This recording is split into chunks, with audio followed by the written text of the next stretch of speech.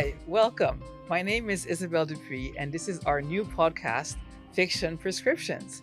My co-host is Ella Berthoud. Thanks, Isabelle. We're going to be prescribing fiction to cure life's ailments and looking at different issues every month and giving novels, short stories, and poems which relate to particular themes. And today we're going to talk about love. So we're going to start by thinking about what we were reading as teenagers.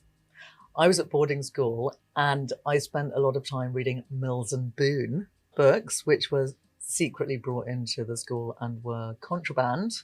We actually had to go and steal them out of the staff room when they were kept. So that made it all the more exciting.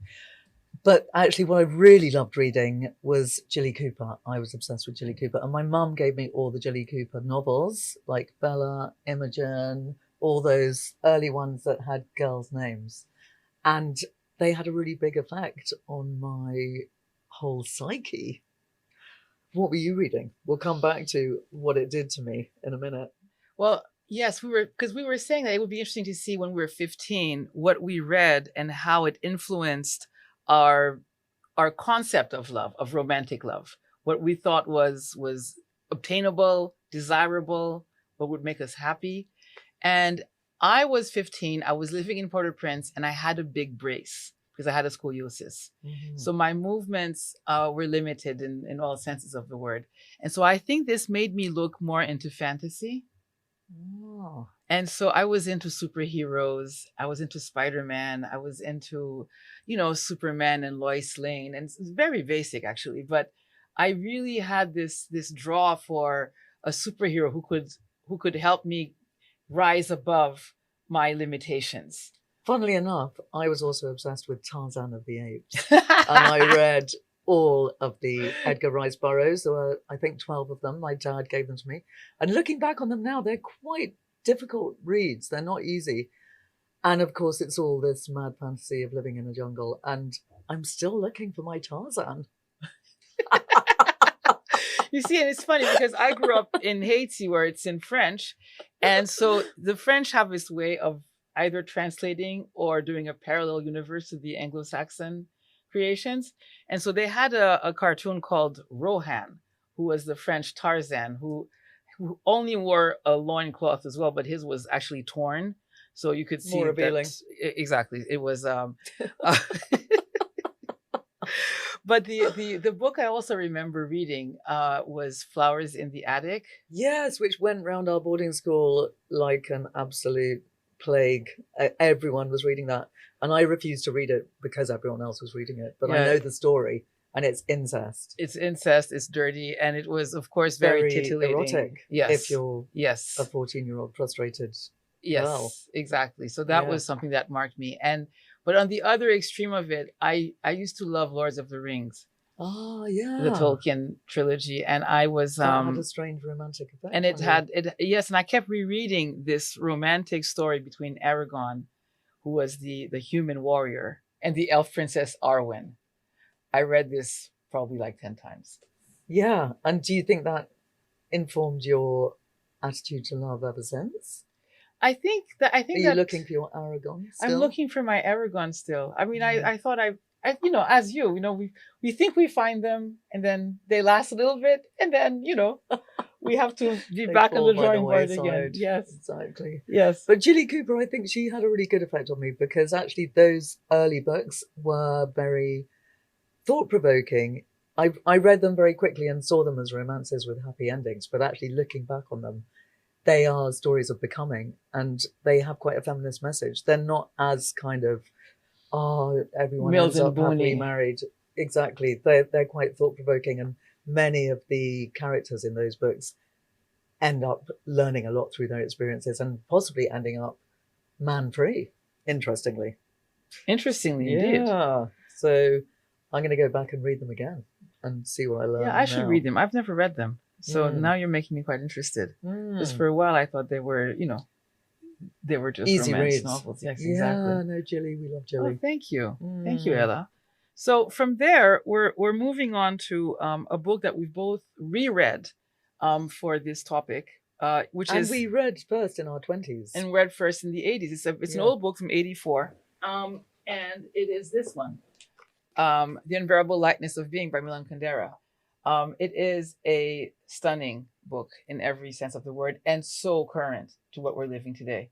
Yeah, I recommend it to anyone to It's read. it's fantastic. basically a love story that is flawed from the beginning between a surgeon and a waitress. And the surgeon cannot give up on womanizing, although he is in love with the waitress. Mhm. And the waitress cannot get over her jealousy over the surgeon's womanizing. And this happens around the time when the tanks roll into Prague in '68, and all freedom and even sense of reality in the Czech Republic is warped by the Russians and their totalitarian take on this small country. And it's about how love survives in such an environment when everything that made you who you are is stripped away. The surgeon becomes a window cleaner. Yeah. And he has a lot of affairs while being a window cleaner because he he continues meet lots of women exactly through his job, and he's actually very happy doing that job. It's a really amazing book, and I've recommended it a lot to people who experience depression because it's a book where you can see yourself reflected and understand other people are going through the same thing. But it's also a very beautiful book about love. And it's a very uplifting book as well. It's a beautiful because the end is surprisingly happy. We won't reveal the end, but it is surprisingly satisfying and happy. Yeah. And this brings us to the idea of purpose and community in love. Because the one character in The Unbearable Lightness that seems to end really alone is the one who actually escapes from the political situation. Yes. As opposed to being crushed by it. And the crushing, of course, is countered by the love. So it's a fantastic book to read. We highly recommend it. And there's also a really fabulous dog love story in the book. There is. And there's quite a big discussion about whether love for a dog is more fulfilling than love for a human.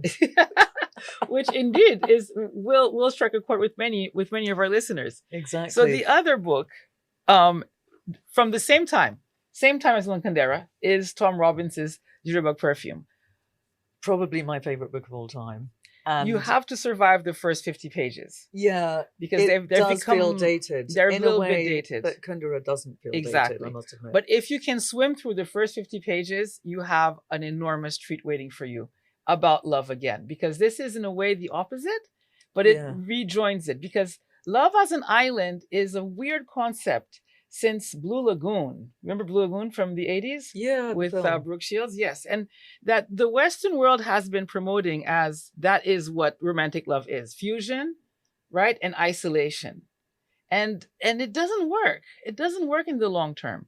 And in this book, you have a couple that through all kinds of fantastic and complicated adventures become immortal.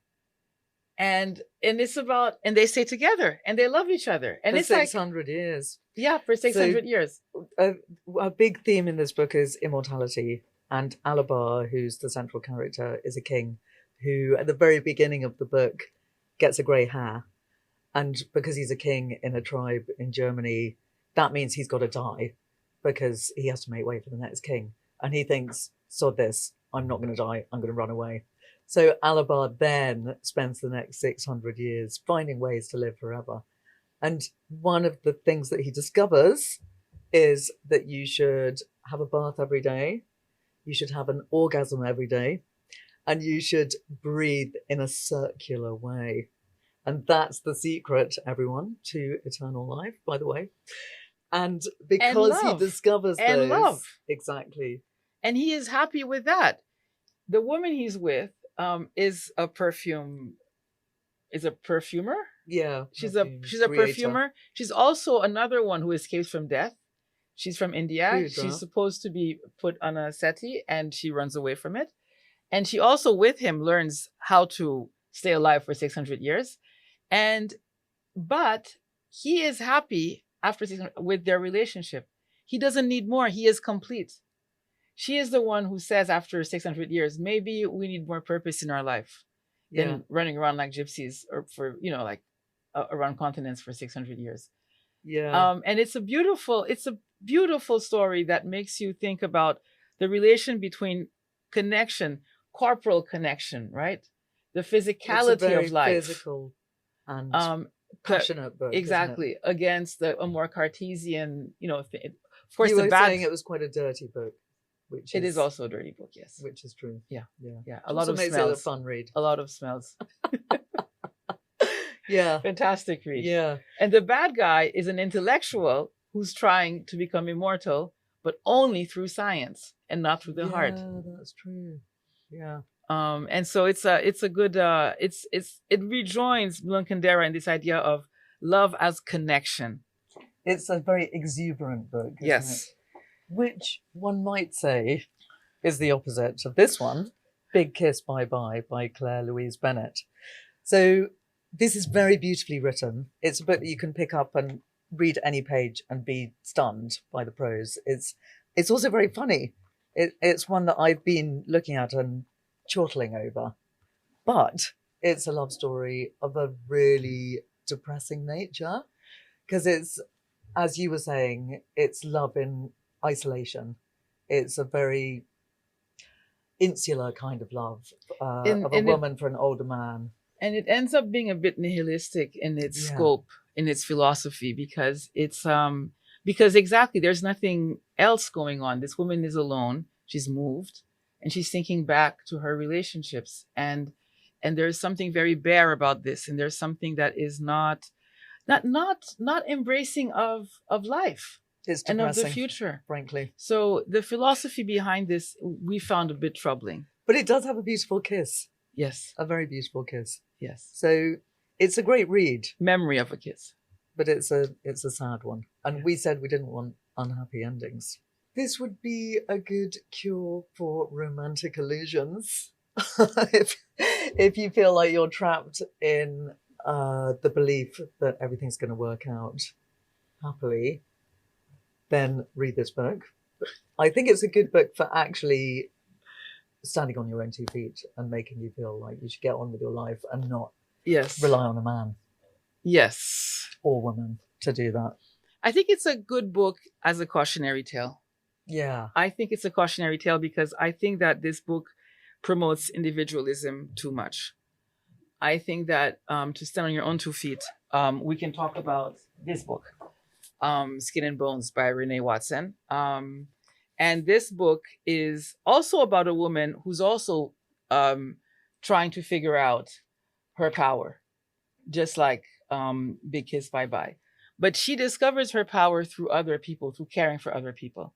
She is very overweight. She's Black. And she finds love. And in an environment that is really hostile to her. There's a scene in this book where she goes into an airplane, and the way she is treated is quite galling, actually. People don't want her to sit next to them. They don't want to lift the how do you call it, the arm thing, because she needs that space. And yet her way of connecting to herself again after being depressed and humiliated like this is to reach out, is to care for others, is to contribute. And it's and so you understand in Skin and Bones, the man, she does find love, and the man loves her for who she is, because you love her too. It's a story of redemption, isn't it? Yes, it is. And happy ending. Yes, Dare I and give it away? very much happy ending. Yeah. Very much happy ending. Which brings me to a play I want to mention by Niall Williams called Oh Now, which has been aired on the BBC recently. And it's one of the most moving, wonderful love stories I've heard in years. And it's about 2 old men. At the very beginning of the book, one of them dies. And so it's partly a lot about mortality. And they've been great friends in a very male, understated way for years. And they made a pact with each other that whoever got to heaven first would send a message back. Oh. So the guy is waiting for this message back. But what makes it really beautiful is it also is a story about community and about the wider connections that the 2 old men had with other people in the community. And it becomes another kind of love story. Yes. And it's called Oh Now because it's about living in the present. And that brings us to a short story that we'd like to talk about, which is also about the broadening of love to encompass the world around us today. And it's called A Tree, a Rock, a Cloud by Carson McCullers. Old story from the 1950s. And it starts with a boy who's in a cafe on a road in America, and this man comes in. Um, the boy went toward him. He was an undersized boy of about 12, with one shoulder drawn higher than the other because of the weight of the paper sack. His face was shallow, freckled, and his eyes were round, child eyes. Yeah, mister? The man laid one hand on the paper boy's shoulders, then grasped the boy's chin and turned his face slowly from one side to the other. The boy shrank back uneasily. Say, what's the big idea? The boy's voice was shrill. Inside the cafe, it was suddenly very quiet. The man said slowly, I love you. So this sounds quite creepy, doesn't it? To Yeah, today's audience. it's a strange beginning of the story. Stranger man with a boy, paper boy, who stopped in this cafe to drink something and to drop a paper. And yet, this story develops into a universal love story, because that man who says to the boy, I love you, is a man who's lost the love of his life. The woman the only woman he's ever loved has left him. And out of the ashes of his despair, he's learned to love a tree, a rock, a cloud, and the world around him. And so so this is where we're going, isn't it, Ella? We're going towards this theme of going from a romantic love to a broader love. And does that bring us back to the romantic love? Well, in a way, it does. I feel it's a good segue into the stories and books of Patrick Gale, who is an author that I've always loved and recommended hugely to all my bibliotherapy clients, because he creates characters that you completely sink into and believe in, and they become your friends. This book, Love Lane, is his latest one, and it's a sequel to A Place Called Winter, which was a love story between two men.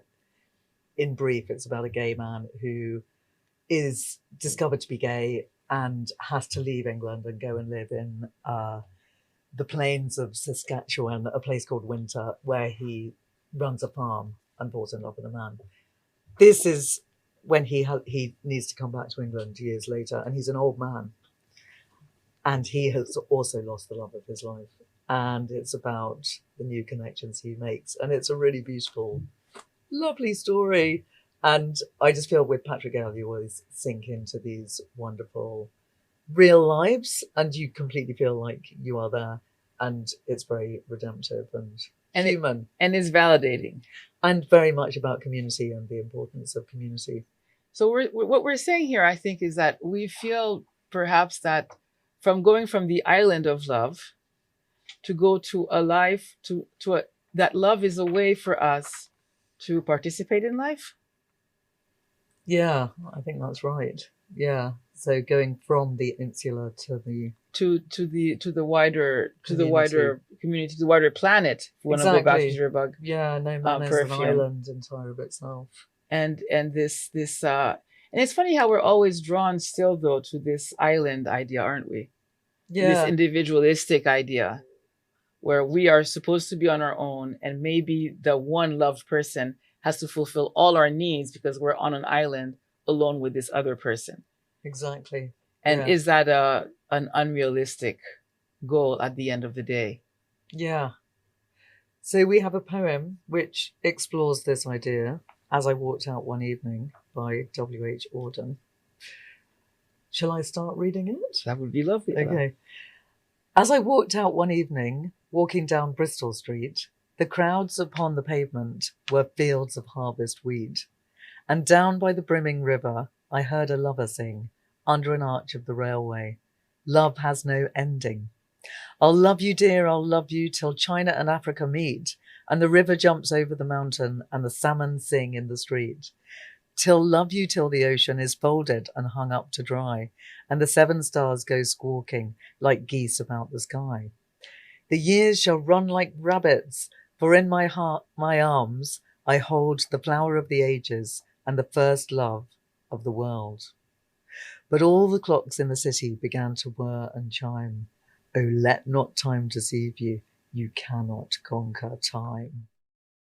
Yeah, this is exactly, and because the time will eat away at the body, Yeah. and then what is left? Yeah, I feel for me it's the same message as Oh Now, that sense of plunging your wrists into the cold water. Exactly. And feeling intensely this moment. Because then it doesn't matter so much. Yeah. The aging, like in the jitterbug perfume, the aging and the wrinkling of the skin, it doesn't matter because you've invested in other things. Mm-hmm. You've invested in actually being close to people's souls. That also makes me think of the final line in Jitterbug Perfume, which is Erleichter, which is a phrase that comes up throughout the book. It's a German phrase used in the book by Einstein, who takes part in some of the events, and it means lighten up. Yeah. And that is the central phrase, in a way, of Jitterbug Perfume: lighten up, take things lightly. Because if everything doesn't hang in one vessel on one thing, it's a lot easier to lighten up, isn't it? That's true. And it also brings us back to Archie and Mehetabel, toujours gai. Yes. Which means always be cheerful. And I think they're kind of the same sort of message, Erleichter and toujours gai. Yes. Be light, go light on your feet. Go light on your feet. Yeah. There's actually a saying, a French saying that being gay is a politeness. Oh, that's nice. Yeah. I like that. Yeah. But did we answer the question? No, I've just remembered that. Yes, indeed. The question was, is love overrated? And a lot of our books have really different answers to that. I think Kiss Kiss, Big Kiss Goodbye would say perhaps that it is overrated. But then what's left? Yeah, exactly. When we were young, we expected romantic love to really transport us, right? To change who we were, to transform us into superheroes, into flying creatures, into aliens from outer space with huge capacities for emotion and for orgasms and for everything. And then life happens and life goes on. And what do you think, Ella? And we realize that we have to settle for less. But I don't know. I'm still looking for Alabar / Tarzan. / Superman. The novels have a lot to answer for, it's true. Yes, they do. But then I think that this looking for this sublime, maybe we start to find in ourselves. Yeah. We start to find our own superpowers, right? That's and true. Our own superhero capacities for being really happy sometimes and really sad some other times. Yeah. And maybe that what these novels were looking for was hyperbold or hyperbolic, but at the end, someone who can share those feelings with you. And also, it brings me back to Mehetabel again, toujours gai. That's something that is coming from herself. She's in control of her own destiny. Yes.